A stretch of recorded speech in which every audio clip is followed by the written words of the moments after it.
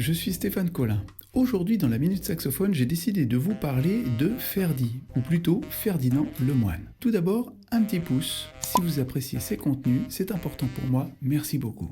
Alors comme toujours dans la Minute Saxophone, je ne suis vraiment pas là pour donner mon avis sur un artiste, remettre les bons ou les mauvais points par exemple, mais juste bien pour parler de saxophone. À l'instar de Jimmy Sax, à qui j'ai consacré la Minute Saxophone numéro 78, je vais vous parler de ce saxophoniste tout simplement parce qu'on en parle. Effectivement, les médias aiment bien faire le buzz, faire des unes. On a pu le retrouver dans différents journaux comme Libération, sur Radio France et même aux 20h de TF1, je crois. En effet, ce n'est pas courant que l'on parle de notre instrument dans ce type de médias, ce qui a suscité évidemment des discussions, des avis, des controverses et surtout quelques polémiques. Il est né dans le nord de la France, même si aujourd'hui, au moment du tournage de cette vidéo, d'après ce que j'en sais, il résiderait en Belgique. Après y avoir fait quelques études, mais revenons au début. Il commence le saxophone a priori assez tôt, 6, 7, 8 ans, selon les sources que j'ai trouvées. Puis en fin de cycle 1, il rentre au CRR,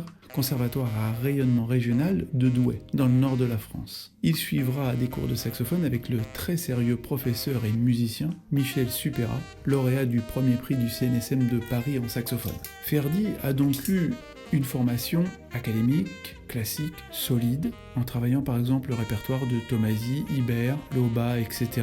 Enfin, les grands classiques du saxophone si on peut dire. Il obtient sa médaille d'or, UV de DEM, niveau supérieur, etc., etc.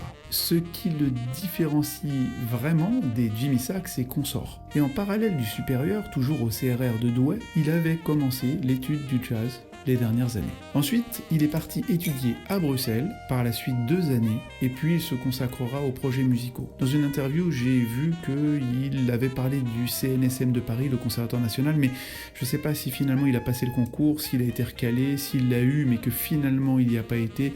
Ça, je n'ai pas ces informations. 21 000 abonnés sur Insta, près de 5 000 sur YouTube. Certaines de ses vidéos montent à 81 000 vues. On peut dire qu'il commence vraiment à se faire une place dans l'univers du saxophone. Et pour la petite histoire, j'ai essayé de me connecter avec lui pour en savoir un petit peu plus sur les réseaux sociaux il y a quelques mois, mais il ne m'a jamais accepté comme ami, comme on dit, sur ces réseaux. Certainement, peut-être déjà trop absorbé par sa carrière et les médias. Voilà, si cette vidéo vous a plu, un petit pouce et surtout n'hésitez pas à vous abonner et partager. Merci.